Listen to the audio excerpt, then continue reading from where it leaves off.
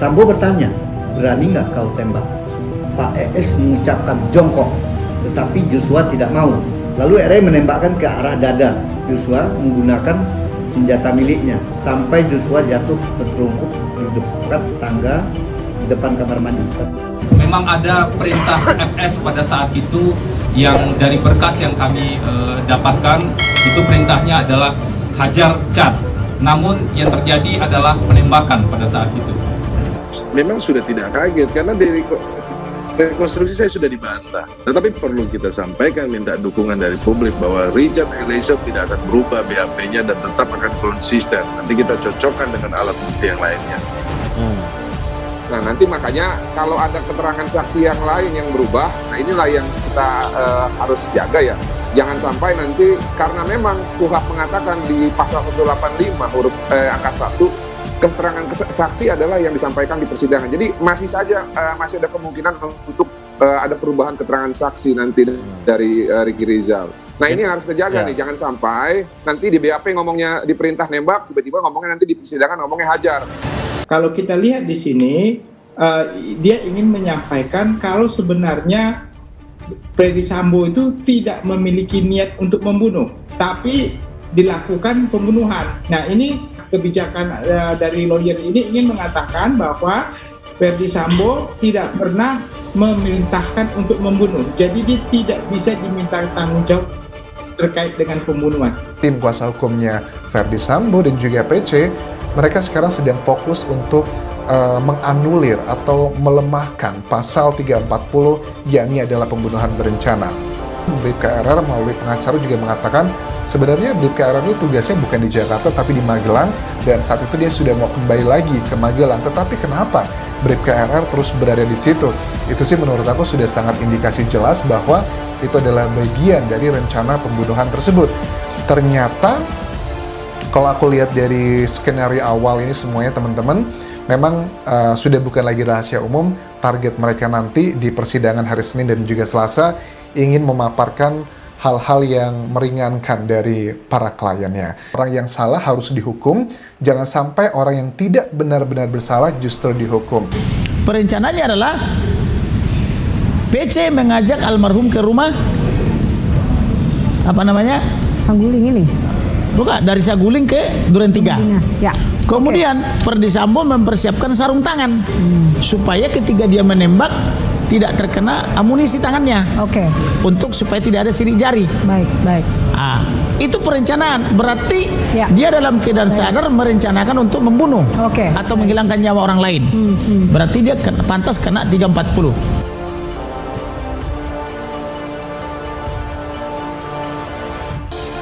Terkuak isi percakapan Ricky Rizal dan Joshua soal kemarahan Kuat Ma'ruf.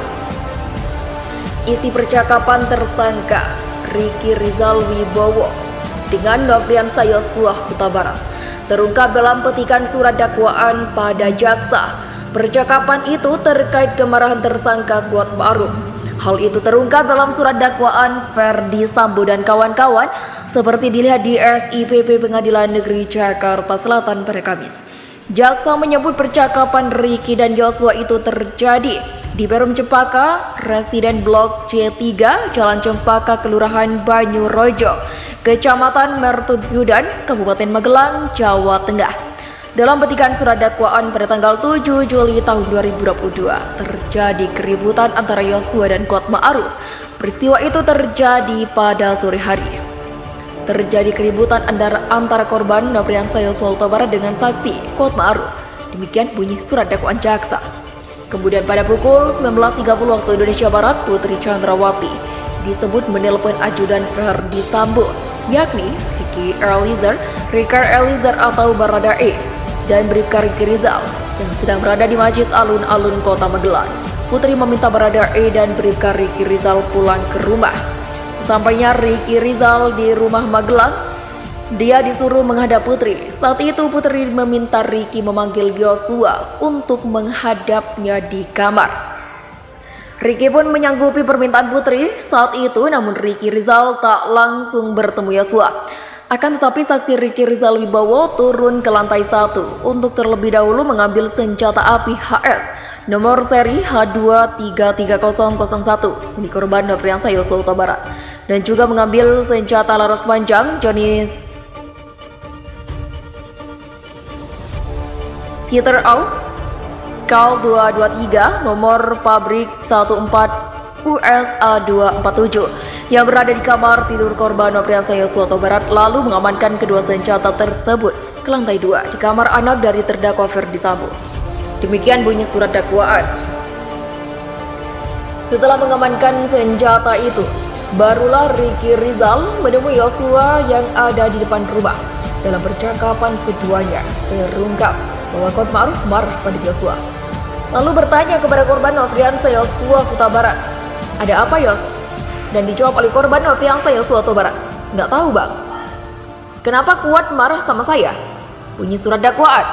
Setelah itu, Ricky Rizal mengajak Yosua masuk ke rumah karena dipanggil Putri Chandrawati. Yosua sempat menolak untuk masuk rumah. Akan tetapi, saksi Ricky Rizal Wibowo berusaha membujuk korban Nofriansah Yosua Huta Barat untuk bersedia menemui saksi Putri Chandrawati di dalam kamarnya di lantai 2. Jelasnya, untuk diketahui, sidang Ferdi Sambo dan kawan-kawan akan digelar pekan depan.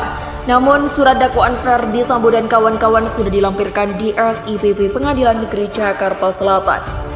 Ferdi Sambo dan kawan-kawan dalam sidang nanti akan didakwa melanggar pasal 340 KUH pidana. Contoh pasal 55 ayat 1 ke 1 KUHP pidana. Kuat Ma'ruf bicara duri Putri Sambo, padahal tak tahu pasti kejadiannya. Sopir istri Ferdi Sambo, Kuat Ma'ruf, disebut mendesak Putri Chandrawati agar melaporkan Brigadir Nofriansah Yosua Huta Barat atau Brigadir J ke Ferdi Sambo. Padahal Kuat tidak mengetahui hal yang terjadi antara Putri dan Yosua. Perihal itu terungkap di surat dakwaan jaksa yang dilihat di SIPP Pengadilan Negeri Jakarta Selatan pada Kamis. Dalam petikan surat dakwaan disebut Putri dan Yosua berada di kamar pribadi, yaitu kamar sekitar pukul 15 menit. Saksi Ricky Rizal Wibowo meninggalkan saksi Putri Chandrawati dan korban Nofriansah Yosua Huta Barat berdua berada di dalam kamar pribadi saksi Putri Chandrawati sekitar 15 menit lamanya. Setelah itu korban Nofriansah Yosua Huta Barat keluar dari kamar. Bunyi petikan dakwaan jaksa dilihat di SIPP Pengadilan Negeri Jakarta Selatan. Setelah pertemuan Putri dan Yosua di dalam kamar, Kuat Ma'ruf mendesak Putri agar melapor ke Ferdi Sambo. Kuat disebut memprovokasi Putri agar melapor ke Ferdi Sambo, padahal dia tidak tahu apa yang sebenarnya terjadi. Saksi Kuat Ma'ruf mendesak saksi Putri Chandrawati untuk melapor kepada terdakwa Ferdi Sambo dengan berkata, "Ibu harus lapor Bapak, biar di rumah ini tidak ada duri dalam rumah tangga Ibu." Meskipun saat itu, saksi Kuat Ma'ruf masih belum mengetahui secara pasti kejadian yang sebenarnya. Bunyi petikan dakwaan jaksa. Diketahui sidang Ferdi Sambo dan kawan-kawan akan digelar pekan depan. Namun, surat dakwaan Ferdi Sambo dan kawan-kawan sudah dilampirkan di SIPP Pengadilan Negeri Jakarta Selatan.